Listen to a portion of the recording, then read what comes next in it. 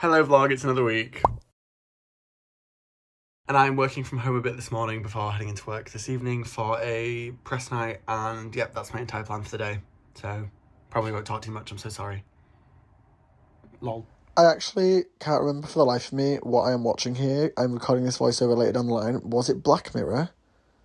I have no recollection of what that was. Anyways, chill. Hi vlog, as unconvincing as this might be, I am doing mentally fine, but I think I need some guidance on this horrible Monday from the tarot. So I'm going to do a quick tarot reading while listening to The Good Witch by Maisie Peters. This is my tarot deck, it's queer tarot. All of the art is like modern queer people, and I'm just going to do a very quick reading for myself before I go to bed. The calm before the storm comes rushing through. It's Armageddon. If you're not listening to The Good Witch, you're a clown. Let me turn it down. Look, the Emperor, but you can see he has top surgery scars. They're just really queer tarots. Anyways, I'm going to do a quick spread for myself. I tend to do a spectrum spread, which is 5 cards. The first one is feelings from the past. The second one is struggles. The third one is present feelings, like feelings for right now. The fourth is hopes and desires, and the fifth is future and potential. Oh, and there's actually 6, because the 6th is the action you're supposed to take moving forward. I lied. I'm doing a 6-card reading. It's called the Spectrum Spread. I learned it from the little book that comes with this deck, which is nice. So I'm just shuffling the cards.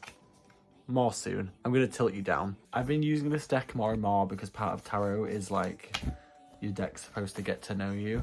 So I've been trying to use it more and more to warm it up, essentially. Anyways, let's pick 6 cards. I'm just going to do the top 6 because that tends to be how I do it. So we've got, in this order, 1, 2, 3, 4, 5. Oh, we're going to run out of space. 6. Okay. One sec. We have 6 cards. This is going to take a long time to contextualize on video because I have my queer tarot book, which has all the explanations for the cards in it. So I will look at the card, look it up in the deck, and then tell you what it is. So let's do that. So the first card is an upside down 3 of cups. So for my past struggles, this card in reverse, it says means that I need to prioritize alone time and think about my self-care and how I'm supposed to help myself when I'm feeling depleted, which is honestly very apt. If you click to last week's vlog or the one before, I can't remember, I talk about how I've not been prioritizing my self-care or my alone time very much. So an apt first card. Second card, we have the Hermit.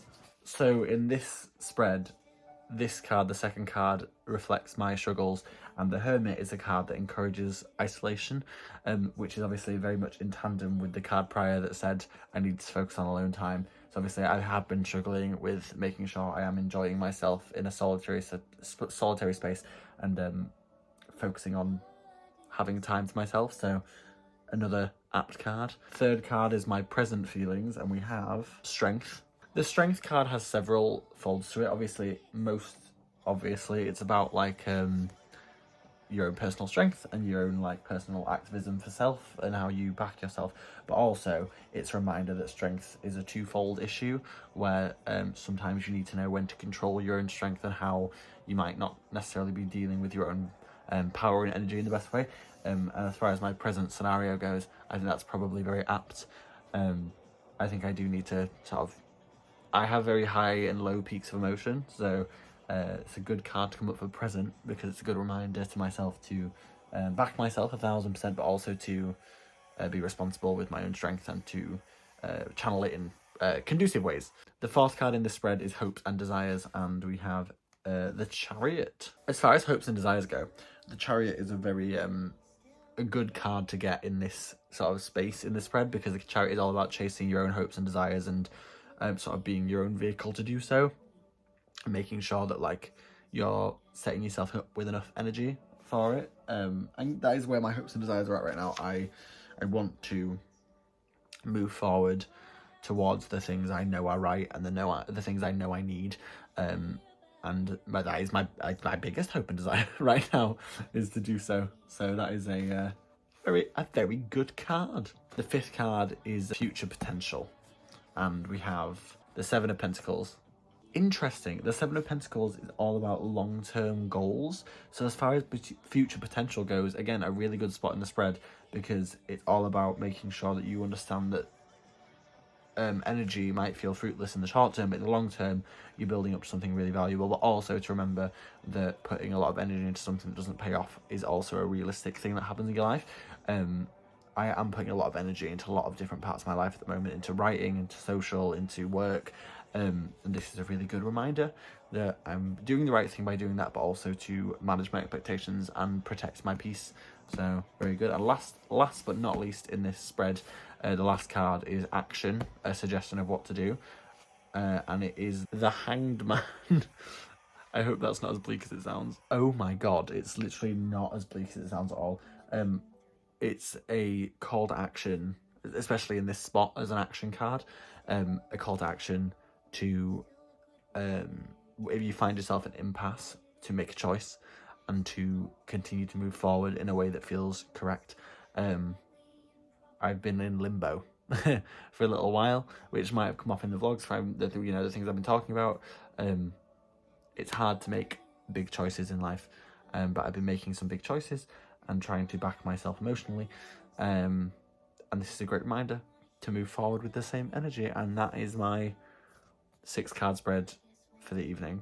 I don't do tarot a lot. I do it on and off depending on how I'm feeling emotionally, because I've never been a religious person for a plethora of reasons, not least just like living as a queer person. It's quite hard to ever find space in religion, but I have varying levels of spirituality. Astrology finds me and loses me at various points.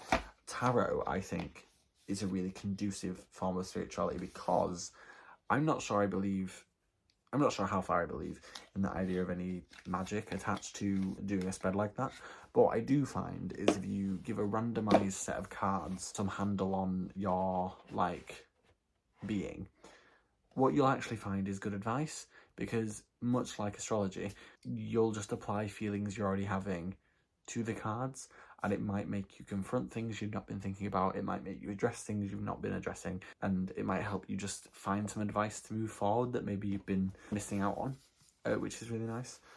I also strongly recommend this tarot deck. Why? Because it's A, beautiful, and B, because I recently found out because of a video she did that it's the same tarot deck Ariana Grande owns. Ariana Grande, love of my life, soulmate, queen, icon. But yes, I actually feel a lot better after that. I don't know why. I can't explain it. This is what I mean. Like, it's really conducive to have an inanimate object like that just validate my feelings and sort of lead me in a path, lead me on a movement, because sometimes I can't do that for myself because it's hard, and sometimes it's not the responsibility of your friends or loved ones to therapize you. That's some advice.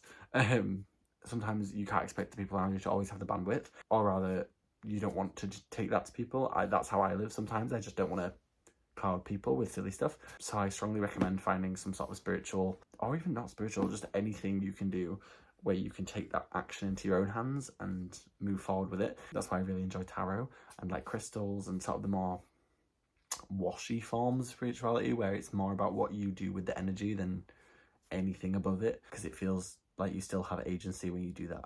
Like, I think, I didn't think I'd get deep on the vlog this evening. I'm going to stop soon. But I think one of the issues I've always had with religion, and it's something I'm always thinking about, is like, I feel like when you dedicate your life to a religion, I always worry you're selling off some of your agency to a higher power by being like, I'm doing this in the name of God, of Jesus, whatever. You're selling off. I always worry, because of how I view myself, that in doing that I would sell off some of my own agency. But with something like tarot, it's still me making these calls. I'm the one dealing the hand. Do you know what I mean? There's no higher power dealing the hand I'm dealt. Like, I'm the one dealing and playing. You know what I mean? Like, I'm playing the game, but I'm also running the table vibes. I don't know. Big thoughts. Big thoughts for a Monday evening, but it's been a big Monday. I will see you tomorrow for a much better Tuesday. Love you all. It's now Tuesday and I've started this fantastic book called Bellies, which is so stunning, and it's about the trans experience, the queer experience, how transness intersects the queer sexuality experience. And then I went to see In Dreams, which is a brand new musical showing at the Leeds Playhouse. In Dreams is a Roy Orbison songbook musical, but my God, this was my view, by the way, this was my actual view. I ended up being on front row, which I didn't realise because I thought I'd booked second row, but then it turns out they took the first row out. This musical was so beautiful. I cried so much during this musical. I was so impressed because it's brand new, so you never know what to expect, but my God, it was great. And the next day I went to the Archive with work, and because I was at that end of town, I went to see Archie. How are you, Archie Rhodes? We just had a right conversation vlog. We really did. Mate, that is... On a real one, that is like one of the most in-depth conversations we've ever had. I think so. And it was in a Wetherspoons as well. In a spoons, babe. In a spoons. Because where else to do it? Where else do me and Arch, we're always leveling up the friendship. We're always leveling up the brotherhood. We're always figuring out new ways to be crazy. Like, we also vlog. This isn't a one-time thing. You're going to see an update. The next clip is going to be an update of this evening. Oh, an update. Okay, next clip's an update. Hi, vlog. Went for a few drinks with Archie. It turned to a very late night. It's now 2:30. But it was very cute. I love that boy. Love that boy. Hope Archie watches this vlog and just sees me being wholesome about him. Love that boy. Thursday evening, and I caught up with Leasha, and we played the drinking game we invented during the pandemic where you generate random rules based on numbers into a grid, and I had my book out because some of the rules we invented were me reading excerpts from random pages of my book because Leasha was really curious. But I strongly recommend this drinking game. It's so fun. You can have a look at it. But yes, that's what I did on Thursday. And then Friday, I was at Swiftogeddon on the night of Taylor Swift releasing Speak Now, Taylor's version, and I had so much fun with Millie and Jenny and Hannah. Drop everything now. Meet me in the pouring rain. Make your eyes go cold. Come on, don't leave me like this. I thought I had you figured out. Something's gone terribly wrong. You're wrong. I want it. Hi vlog. I don't have a voice anymore because I just was at Swiftogeddon and I forgot to vlog any of my day or Swiftogeddon. This is the makeup post Swiftogeddon. It actually has held up pretty nice. I'm a bit surprised. Swiftogeddon on the day that Taylor Swift releases Speak Now Taylor's version was a dream. The night ended, we stayed all the way till the end, and the last song they played was Long Live, and I literally almost burst into tears on the dance floor. We had the best time. We had the best time. Hi vlog. Still got no voice, but I'm up. I'm very tired, and we're going to call Charlotte, and then I'm going to go see The Shining with my dad at Hyde Park Picture House, because me and my dad used to go see horror movies at Hyde Park Picture House before it closed, and now that it's reopened, Shining's like the first horror movie they're showing, and we were like, we're there. So that's my plan for this lovely Saturday. I really want to do some writing, man, but I keep timing out. Got too much going on. And there was a Q&A before The Shining, and then we watched The Shining, and it was absolutely beautiful. What a beautiful venue to watch The Shining in. And then I went to Hebden Bridge on Sunday, and I didn't actually vlog much at all, but here are some beautiful, beautiful images of Hebden Bridge, which is one of the most stunning places, basically, in the world. And then I split off from my parents to have a pint and do some writing, and then as soon as I did that, it just started downpouring raining, so we had to call off the trip entirely because they'd gone for a walk by the river. Hopefully that clip put into context for you, but yes, it was basically downpouring, thundering, lightning, raining, so we fled Hebden Bridge very, very fast. Hi vlog, I'm back from Hebden Bridge. It downpoured on the way home, as I showed you, so I'm gonna dry off, put on different clothes, and then sit and edit the novel, I think is the plan for a bit. I'm going to work on the book for a bit. I'm in a very writing mood. Hebden Bridge, listen, Her Majesty's Royal Coven by Juno Dawson is set in Hebden Bridge, and I think part of the reason, and she talked about it when I saw her at an event a few weeks back, but part of the reason it's set in Hebden Bridge is because Hebden Bridge is such a beautiful, like, almost magical place. But spending so many hours there today has just made me want to be creative. Like, my God, all I want to do is retire to a little village like that and just write. Like, in the Romantic era, when people could just make their entire livings doing shit like that, dear God, do they know how good they had it? Because I have to work a job, but I also just want to be a suffering artist in a little village. So I'm going to sit in my bedroom and be a suffering artist listening to Speak Now Taylor's version, but anyways, that's the plan. I'm so wet. I'm wet through. I'm literally drenched. It's so sad. An update. I did some novel editing. It was good, but I actually realised I was too idle, and I'm feeling a bit anxious. I've had quite a few weeks. So I'm going to the cinema at 10 p.m. this evening to see No Hard Feelings, the new Jennifer Lawrence and Andrew Bart Feldman rom-com. Because I've heard it's good, but then I said that to my dad and he was like, I've heard it's terrible. So now I'm really curious. So I'm just going to go tonight because taking yourself out on little adventures, I believe. You know, like people always say about like getting yourself little treats. I don't really believe in that, but I do believe in little adventures. So I'm going on a little adventure to the cinema this evening alone to see that, which should be really, really fun, I hope. Or it won't, but I'm sure it will. Realistically, I'm pretty sure it's going to be good. Anyways, I'll give you a review after, but that's my evening. That's my Sunday evening, and then work tomorrow, which you'll see in next week's vlog. Now at the cinema with my favourite beer. Slay. And I am now back from the movie, which is very fun, and I enjoyed it a lot. It was not a perfect film. It definitely had some writing choices I wouldn't have made, but it was an entertaining film, and Jennifer Lawrence and Andrew Barr Feldman were both absolutely phenomenal, so I had a good time. And now I'm going to bed, and that is the end of this week's vlog, and I will see you next week.